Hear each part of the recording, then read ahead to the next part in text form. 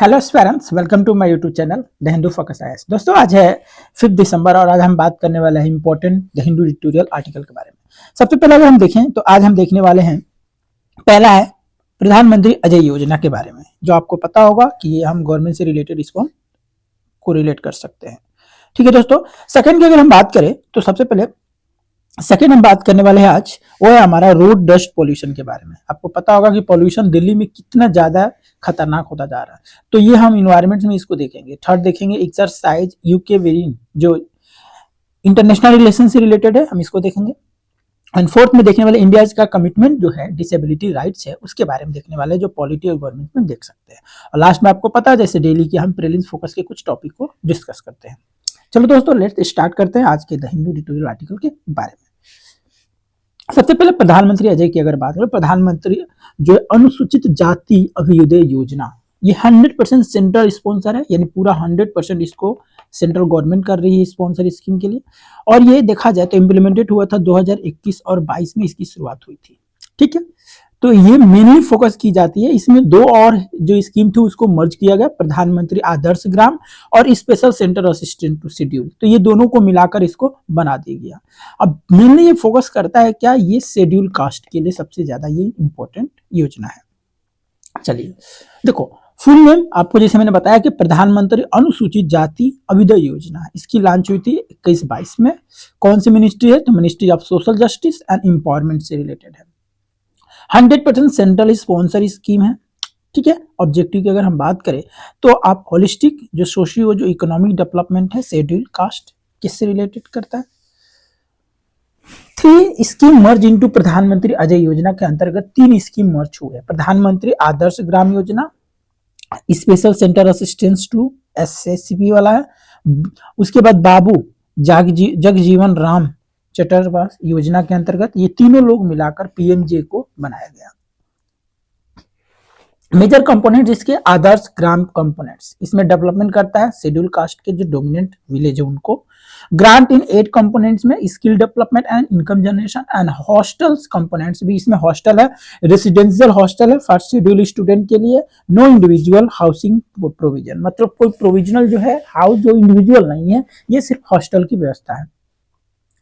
Physical and financial progress में भी इसमें है, जैसे हम आदर्श ग्राम जो विलेज है उनको 12,964 विलेज को डिक्लेयर किया है, जिसमें से 1,651 करोड़ के आसपास इसको रियलाइज किया गया। ग्रांट इन एड में 1,461 करोड़ रियलाइज किया गया। 2.48 लाख जो शेड्यूल कास्ट को बेनिफिशियरी अब तक मिल चुका है। हॉस्टल की बात करें तो 19 न्यू हॉस्टल ओपन किया गया है। 10,649 शेड्यूल स्टूडेंट बेनिफिशियरी ऑलरेडी ले रहे हैं और 175.66 करोड़ रियलाइज की गई है। इंफ्रास्ट्रक्चर एंड कम्युनिटी डेवलपमेंट में अगर बात करें तो 7,162 विलेज को डिक्लेयर किया गया आदर्श ग्राम की योजना, जो लास्ट 2 इयर्स में इंफ्रास्ट्रक्चर वर्क इनमें क्या क्या इंक्लूडेड है, तो internal approach roads, street lighting, soak pits, solid and liquid waste management. 11,484 skill income project approval है और 64,000 हॉस्टल जो रिसेंटली इसमें सेंशन चल रहे हैं। यूनिकी प्लानिंग एंड गवर्नमेंट फीचर्स की अगर हम बात करें तो विलेज डेवलपमेंट प्लान, जिसे हम वीडीपी बोलते हैं, prepare the through the village level जो कन्वर्जेंस कमिटी है, focus on education access, livelihoods, sanitation, mobility and public service के लिए। स्ट्रॉन्ग जो कन्वर्जेंस बेस्ड अप्रोच है पूरी तरह से। की आउटकम एंड इंपैक्ट की अगर बात करें तो क्या है, एम्प्लॉयबिलिटी एंड इनकम लेवल है, एजुकेशन इन्वायरमेंट जो रिटेंशन है, बेसिक रूरल इंफ्रास्ट्रक्चर, मेजर जो बेनिफिट्स है, एस्पायरेशनल डिस्ट्रिक्ट हो, सुप्रीम कोर्ट डोमिनेंस ब्लॉक हो, या प्रमोट करते हैं social inclusion and poverty reduction को। प्रीलिम्स के पर्सपेक्टिव से ये क्वेश्चन बन सकता है कि प्रधानमंत्री जो अजय योजना है provides the direct housing assistant to individual. देखो मैंने बोला कि हॉस्टल की व्यवस्था है, हॉस्टल यहाँ पर है ना कि घर, तो ये पहला गलत है। पहला गलत है तो ये गलत होगा, ये गलत होगा, ये गलत होगा, बी इज राइट आंसर। देखो भाई, एक चीज देखो सब आंसर मिल जाएगा, तो यहाँ पर बी इज राइट आंसर होगा। चलो, road dust pollution in India की अगर बात करो तो केमिकल जो सब्सटेंस जो better than a water to clear the dust of the road. अब यहाँ पर क्या है, road dust is a major contributor to PM10 and PM2.5 को पोल्यूट करता है इंडियन की सिटी में। दिल्ली में सबसे देखा जाए तो 3000 kilometre of the roads and mechanically swept daily using the water sprinkle. Dust originated the mainly form of construction activities of weighted shoulder and vehiculars movement की वजह से। इट सिग्निफिकेंटली अगर देखा गया पूरी तरह से तो जो वाटर एयर क्वालिटी है एंड पब्लिक हेल्थ बहुत ही खराब होता जा रहा है। आप देख सकते हो अब ये रोड है, ऐसे रोड हमारे यूपी में है तो क्या होने वाला है, पॉल्यूशन तो होगा ही होगा। केमिकल डस्ट स्प्रेस की बात करें तो substance applied under dusty surface the bind particle prevent the resuspension, studied officially by Inro Policy Research India। CSIR जो नीरी है वो है कमीशन बाई CPCB 2018 में। ठीक है, कॉमन टाइप ऑफ यूज्ड में calcium chloride, magnesium chloride and lignin sulfonate, फिर asphalt emulsion and bio additive. Effective chemical versus water की अगर बात करें तो CPCB जो नीरी है द पायलट स्टडी 2018 में देखा गया तो वाटर स्प्रिंकलिंग में क्या है, डस्ट रिडक्शन एफिशिएंसी 25 से लेकर 30% तक है, ड्यूरेशन ऑफ एफिशिएंट 10 से लेकर 15 मिनट तक। केमिकल सेपरेशन के बाद के डस्ट रिडक्शन एफिशिएंसी 50 से लेकर 60% है, duration of the effective up to 6 hour तक है। पोस्ट एप्लीकेशन रिजल्ट की बात करें तो जो डस्ट है level drop by 30%, reduction sustain किया गया है तो 6 hours to with the chemical की वजह से। अब कॉस्ट कंपैरिजन की बात करें तो 100 स्क्वायर किलोमीटर एरिया में 6 घंटा के नियर अबाउट हो जाता है। तो वाटर जिसे 90 रुपया पर राउंड, तो मल्टीपल राउंड में देखा जाए तो 2160 रुपए। द केमिकल सिंगल एप्लीकेशन 100 रुपया, केमिकल से यूज किया जाए तो 100 रुपये में हो जाएगा। तो chemical are cost effective but not operationally flexible. ये मान सकते हो कि केमिकल है जो कॉस्ट इफिशिएंट है लेकिन ऑपरेशनली मैकेनिकल नहीं है, पूरी तरह से फ्लेक्सिबल नहीं हुआ। Why the chemical substances are not widely used? क्यों? क्योंकि केमिकल जो है limitation, they are form of the thin surface layer to break instantly under the traffic and machinery and footballs. The hence the use only in the low disturbance area में केवल हम इसका use कर सकते हैं। Public health environmental risk भी हो सकता है। तो यहाँ पर क्या ओवर यूज क्या हो सकता है, काजेज हो सकता है माइल्ड रिस्पायरेटरी इरिटेशन, स्किन जो reaction, soil degradation, contamination of the ground water और damage to nearby vegetation, ये सब कुछ हो सकता है। प्रीलिम्स प्रैक्टिस क्वेश्चन की अगर हम बात करें, consider the following statement, the chemical dust sprays have been on the higher effective the water reducing PM10 level road in Delhi as per CPCB और NRI की वजह से। CSIR NRI has classified the chemical dust and sprays the completely harmless to the soil and the groundwater। अब बता सकते हो भाई, देखो ये वाला तो मैंने अभी बोला इसमें कि completely नहीं, हार्मलेस नहीं है ना, तो ये दूसरा वाला गलत है, दूसरा गलत है तो ये भी नहीं, ये भी नहीं, यानी ये होगा गलत आंसर। ठीक है बेटा, यहाँ पर क्या है कि ये सही है, पूरी तरह से completely हार्मलेस है, तो दूसरा सही है तो पहला गलत, तीसरा यानी बी इज राइट आंसर। ठीक है, चलो नेक्स्ट, अगर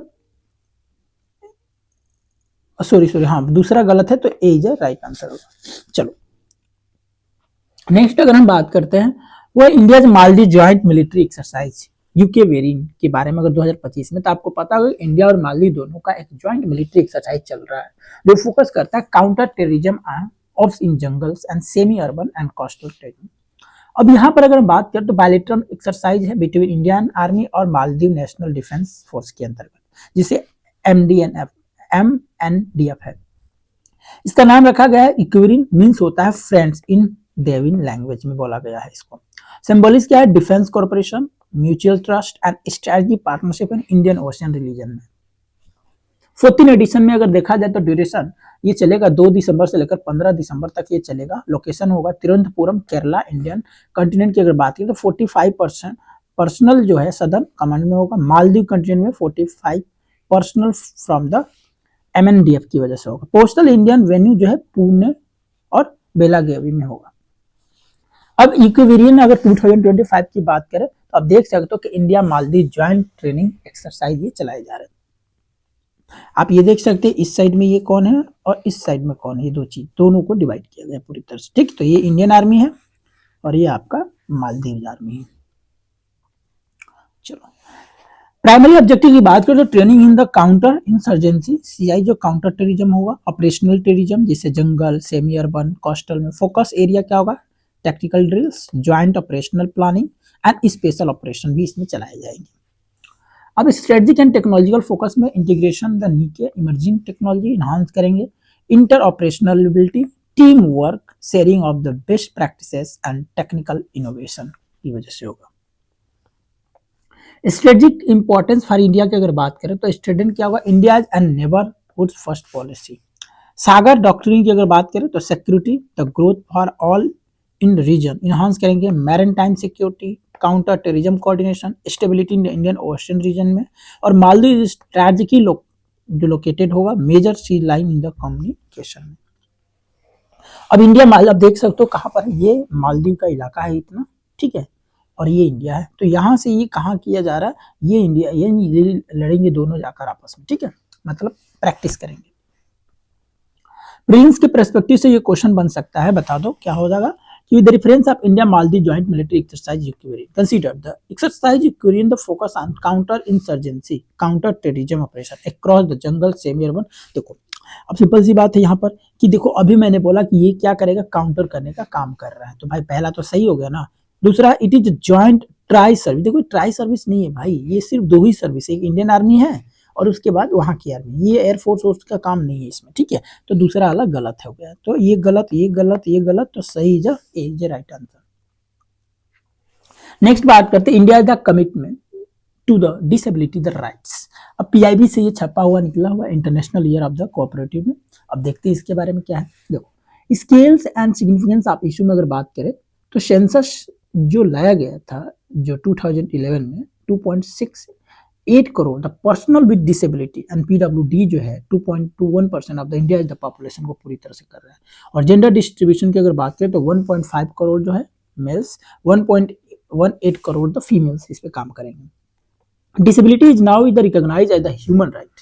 डिसेबिलिटी क्या है, हमारा ह्यूमन राइट है जो डेवलपमेंट करेगा सोशल जस्टिस इशू को और not other merely the welfare concern को। अब कॉन्स्टिट्यूशनल एंड इंटरनेशनल कमिटमेंट की अगर बात करें तो आर्टिकल 41 कहता है कि state obligation the assistant to disable person. India is a signatory UN convention the right person of the disability and shift from the charitable based approach the right based of the approach हो जाएगा। Right of person with disability act 2016 में जो आरपीडब्ल्यू act जो है replace करता है PW act 1995 को, recognise as a 21st category of the disability. की प्रोविजन क्या है, 4% reservation in the government job, 5% reservation in the higher education, mandatory accessibility in the public infrastructure, centralise the disability certificate and legal protection against the discrimination. ये सारे इसकी की provision है। Major government initiative for the inclusion में क्या क्या है, तो सुगम्य भारत अभियान जो 2015 में एक्सेसिबल हुआ था, उसके infrastructure, inclusive transport, digital accessibility होगा। सुगम्य भारत ऐप जो लॉन्च किया 2025 में, एक्सेसिबिलिटी मैपिंग को दिखाएगा, स्कीम इंफॉर्मेशन होगा। आप देख सकते हैं यहाँ पे multilingual grievance system, assistance, technical friendly, ये सब कुछ देगा। यूनिकी डिसेबिलिटी एंड आईडी, यूआईडी की अगर बात करते हैं यहाँ पर तो नेशनल वाइड जो सेंट्रलाइज जो पीडब्ल्यूडी डाटाबेस होता है, प्रिवेंट करेंगे डुप्लीकेट्स, या इनेबल्स डायरेक्ट बेनिफिट ट्रांसफर, जो भी ये है use for certification, railway conclusion, ये सारी चीज इस पे, वेलफेयर स्कीम, ये सब इस पे यूजफुल होगा।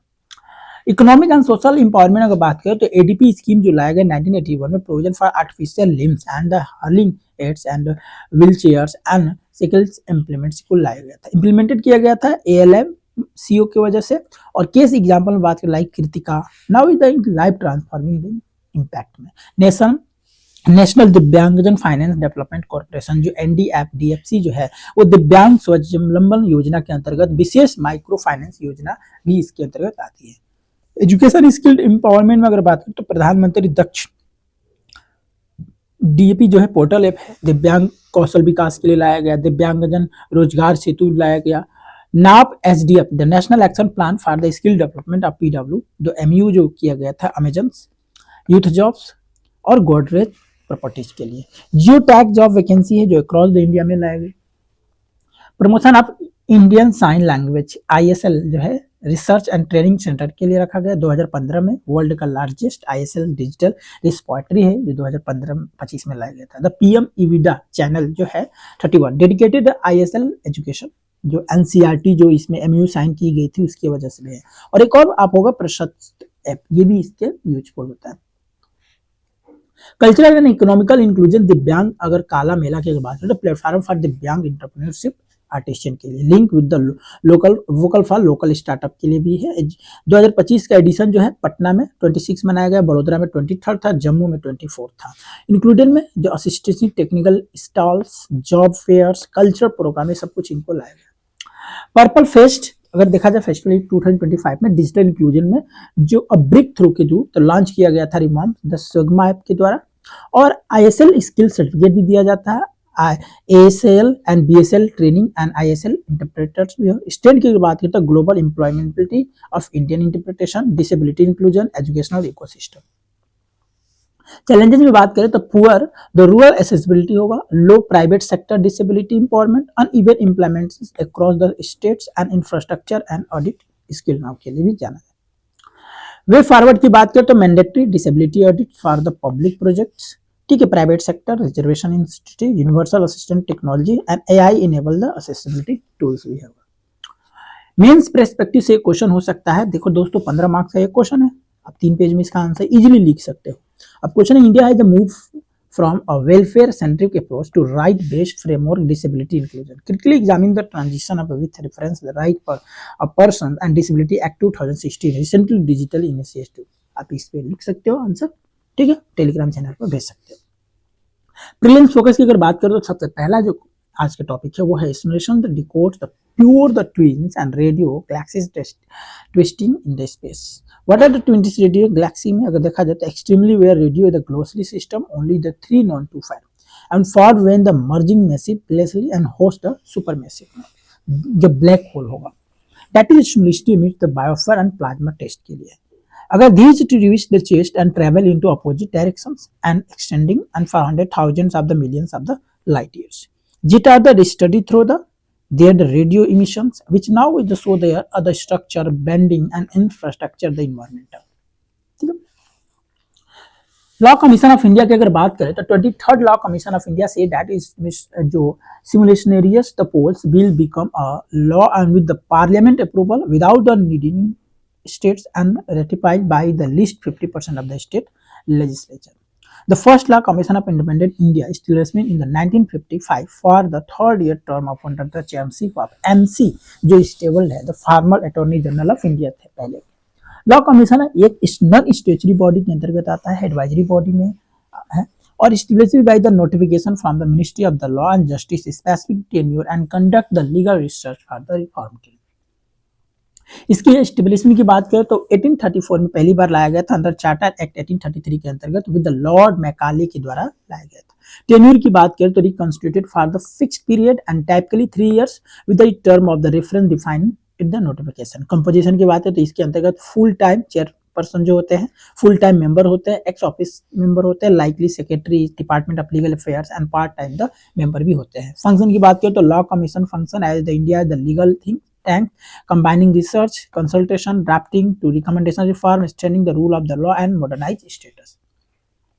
प्रीलिम्स परस्पेक्टिव से ये क्वेश्चन हो सकता है, बता सकते हो कि इसमें सही क्या होना सकता है। देखो लॉ कमीशन के बारे में पूछा तो it is statutory body created under the law commission act 1950। पहले ये बताओ भाई, क्या मैंने कहीं बोला कि ये 1955 का कहीं नाम लिया नहीं लिया ना, तो पहला तो गलत हो गया ना। देखो पहला गलत हो गया तो ए नहीं होगा, सी नहीं होगा, अब बचा है बी और डी में, तो हम पहले दूसरा देख लेते हैं।